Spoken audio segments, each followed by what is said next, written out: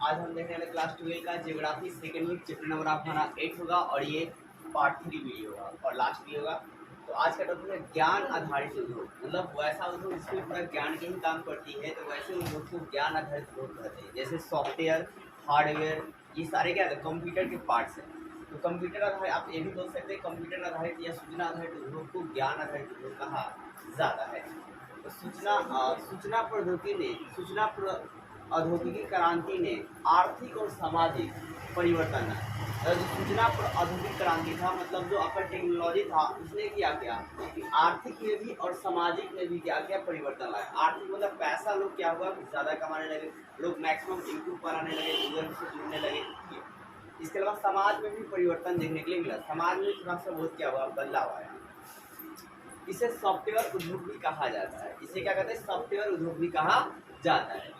इसके अलावा आपका है क्या कि अधिकांश बहुराष्ट्रीय कंपनी, मतलब मल्टीनेशनल कंपनी जो है, सॉफ्टवेयर अनुसंधान केंद्र जो है भारत में ही है। मतलब मैक्सिमम कंपनियों को जो है सॉफ्टवेयर अनुसंधान केंद्र कहाँ है, तो भारत में। जिससे लोगों को क्या मिला, रोजगार प्राप्त। अब दूसरी कंपनियां दूसरे देश में भारत में आएगी तो फिर भारत के वहाँ से लोग नहीं मिलेगा, बल्कि कुछ लोगों का मिलेगा, रोजगार मिलेगा। तो आपने क्या देखा, ज्ञान आधारित उद्योग। मैंने बताया कि जिस उद्योग में आपको पूरा ज्ञान की ही मतलब जरूरत पड़ती है उसे ज्ञान आधारित उद्योग कहते हैं। जैसे कि कंप्यूटर का पार्ट, सॉफ्टवेयर और हार्डवेयर। फिर आपका है क्या, इसमें आपका है क्या, सूचना औद्योगिक क्रांति ने आर्थिक और सामाजिक दोनों में क्या करता है, परिवर्तन लाता है। आर्थिक में कैसे परिवर्तन लाया, टेक्नोलॉजी से लोगों को क्या मिला, रोजगार मिला, और समाज में भी क्या हुआ, थोड़ा बहुत परिवर्तन देखने के लिए मिला। फिर इसे सॉफ्टवेयर उद्योग भी कहा जाता है। इसके अलावा अधिकांश बहुराष्ट्रीय कंपनी सॉफ्टवेयर जो है वो आपका अनुसंधान केंद्र भारत में ही है, जिससे लोगों को, भारत के लोगों को क्या मिला, रोजगार मिला, और उनकी आर्थिक स्थिति क्या हुई, सही सामाजिक स्थिति में भी बदलाव आया। अब देखो है क्या, भारत में उदारीकरण, निजीकरण और वैश्वीकरण और औद्योगिक विकास भी किए गए। अब देखो उदारीकरण का मतलब ये हुआ कि व्यापार में ढील दे देना, व्यापार में क्या कर देना, ढील दे देना, उदारीकरण कहलाता है। और इसकी घोषणा कब हुई, 1991। कब हुआ, 1991। फिर आपका है क्या, निजीकरण। तो निजीकरण का मतलब ये कहना प्राइवेटाइजेशन कर देना, मतलब प्राइवेट कर देना। जैसे कि अभी अब रेलवे के कुछ हिस्सा क्या हो गया है, प्राइवेट हो गया है, तो उसी को बोलते हैं निजीकरण। मतलब किसी भी, मतलब जब एक प्रॉपर एरिया को किसी खास व्यक्ति के अगर अंडर चला जाता है तो उसे कहा जाएगा निजीकरण। क्या कहा जाएगा, निजी, मतलब किसी खास व्यक्ति का अधिकार। जैसे मान लीजिए जियो के नेटवर्क पर किसका अधिकार है, अंबानी का अधिकार है, तो उसमें क्या पूरे खास व्यक्ति का, एक ही इंसान का अधिकार है, उसमें सरकार जो हस्तक्षेप नहीं करेगी, तो उसे आपका निजीकरण कहते हैं।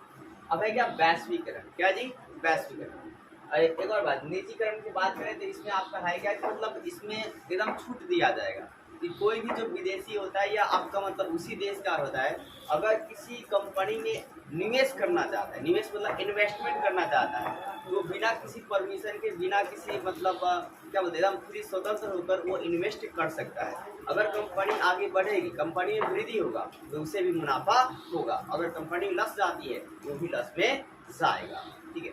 वो आपका है क्या, जैसे FDI यानी फॉरेन डायरेक्ट इन्वेस्टमेंट, मतलब आपका है कि FDI के तहत आप कोई भी व्यक्ति जो है ना डायरेक्ट आपका इन्वेस्टमेंट कंपनी में कर सकता है, यहाँ तक कि आप लोग भी कर सकते हैं। और अगर आप फायदा हो गया तो आपको भी कुछ परसेंट मिलेगा, और घाटा होगा तो आपका भी कुछ पैसा जाएगा। मैक्सिमम लोग जो है ना लगाते हैं पैसा, जैसे कि अभी कुछ मतलब थोड़ा रकम ज़्यादा नहीं, थोड़ा रकम जो है इमरान सर जैसे लगाते हैं। अब है क्या, वैश्वीकरण। क्या है जी, लेकिन इसलिए आपको प्रॉपर जानकारी होना चाहिए, नहीं तो आपके साथ ठग हो सकती है। देखो है क्या, वैश्वीकरण यानी ग्लोबलाइजेशन बोलते हैं। वैश्वीकरण का मतलब ये क्या होता है कि दुनिया के हर एक देश क्या होता है, व्यापार मिलजुल कर करती है, तो उसे वैश्वीकरण कहा जाता है। अब व्यापार हर देश एक दूसरे मिलजुल कर करेगी तो उन देशों में क्या होगा, आपका रोजगार की में वृद्धि होगी, रोजगार में क्या होगी, वृद्धि होगी, और रोजगार में वृद्धि होगी तो आर्थिक स्थिति में क्या होगा, थोड़ा बहुत बदलाव देखने को मिलेगा। तो आपका है क्या कि मतलब वैश्वीकरण का अगर अर्थ की बात करें तो इसे अर्थव्यवस्था के संसार कहते हैं। क्या बोलते हैं, अर्थव्यवस्था के संसार, मतलब इकोनॉमी का संसार कहा जाता है। क्यों कहा गया, क्योंकि एक कंट्री दूसरे कंट्री से क्या करेगी, साझा करेगी, और साझा की क्या करेगी, व्यापार करेगी। तो व्यापार करेगी तो क्या होगा, लोगों के रोजगार मिलेगा, लोगों को रोजगार मिलेगा तो उसकी आर्थिक स्थिति क्या होगी, सही होगी। उसकी आर्थिक स्थिति सही होगी तो वो क्या करेगा, अपने मतलब जो भी बाल बच्चे उनको अच्छे से पढ़ाएगा लिखाएगा, फिर वो अच्छे पद पे जाएंगे। फिर आपका है कि भारत में MNC का प्रवेश होगा, मतलब वैश्वीकरण के द्वारा ही, मतलब MNC मतलब बहु मल्टीनेशनल कंपनी, क्या जी, मल्टीनेशनल कंपनी को क्या होगा, परिवेश होगा। मतलब दूसरे देश में आपका इंडिया में जो आपका है क्या, मतलब भारत में कर रहा है, जो कि मल्टीनेशनल कंपनियां हैं वो क्या आएगी आपके भारत में। अभी मोदी जी गए थे तो टेस्ला को भी बात की, मतलब टेस्ला भी इंडिया में आए भाई साहब, ठीक है। तो ये आपके था कि भारत में उदारीकरण, निजीकरण अथवा क्या, वैश्विकरण। अब एक चीज है क्या, औद्योगिक विकास, क्या जी, औद्योगिक विकास। तो भारत में क्या किया, अनेकों प्रकार के उद्योगों का विकास भी किया गया, जैसे सूती मिल का विकास किया गया, ठीक है, कपड़ा उद्योग का विकास किया गया, रेशम उद्योग का विकास किया गया। इसके अलावा कई औद्योगिक प्रदेश के विकास किए गए। जैसे भारत में औद्योगिक प्रदेश पहला है मुंबई पुणे, क्या जी, मुंबई पुणे। तो ऐसे पूछा जाए भारत में औद्योगिक प्रदेश लगभग कितने हैं, तो 8 हैं। कितने हैं, 8 हैं। आठों को बारीक बारीकी से देखेंगे। पहला आपका है क्या, मुंबई है, क्या जी, इसकी स्थापना सूती मिल के साथ हुआ। मतलब इसकी स्थापना कब हुआ, तो सूती मिल के साथ, जब सूती मिल की स्थापना हुई, जो कि कब बताया था आपको। और सुएज नहर को कब खोला गया, तो 1869 में। ये सवाल कई बार पूछा जाता है कि सुएज नहर को कब खोला गया था, 1869 में खोला गया था। और या फिर किस लिए खोला गया था भाई साहब, तो मतलब समुद्री मार्ग से व्यापार को आसानी से करने के लिए, ताकि कम समय लगे।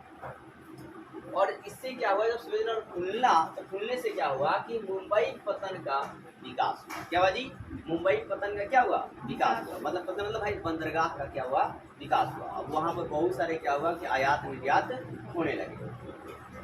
अब देखो दूसरा है हुंगली, क्या जी, हुंगली।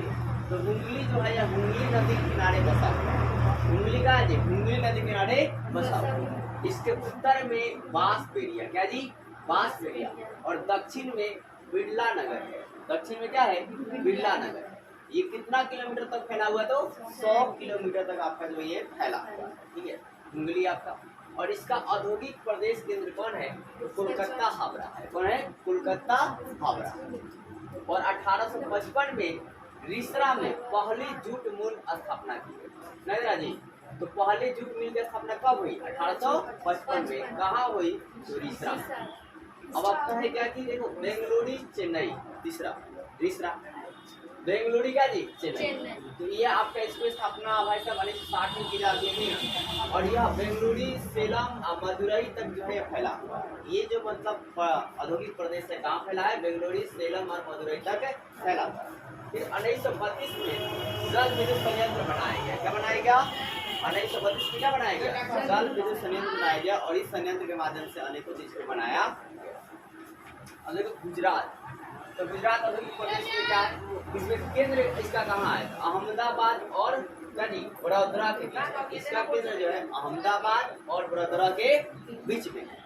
इसके अलावा 1860 में सूती वस्त्रों के उद्योग की स्थापना से ये संबंधित है। ये जो गुजरात उद्योग है वो किससे संबंधित है, तो सूती वस्त्र के स्थापना से क्या है, संबंधित है। कब से सूती वस्त्र की स्थापना से, 1860। इसलिए ये जो एरिया है ना बहुत ज्यादा डेवलप कर गए, क्योंकि यहाँ पर मतलब क्या औद्योगिक प्रदेश आते गए, ठीक है ना, औद्योगिक प्रदेश का स्थापना होते गया। इसलिए जितने मैं 8 इलाका आपको लिखा हूँ ये सारे डेवलप मतलब एरिया है इंडिया के।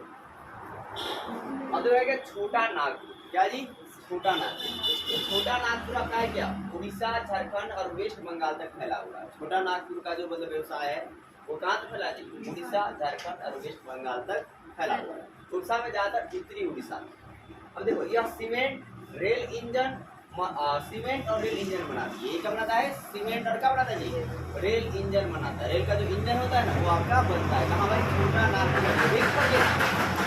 अब इसका महत्वपूर्ण कौन क्षेत्र है जी, बोकारो, क्या जी, बोकारो, क्या जी, बोकारो। आपसे पूछ लिया जाएगा निम्नलिखित में रेल निम्नलिखित में आपका रेल इंजन कहाँ बनते हैं, बोकारो, क्या जी, बोकारो या जमशेदपुर, बोकारो क्या जी, जमशेदपुर।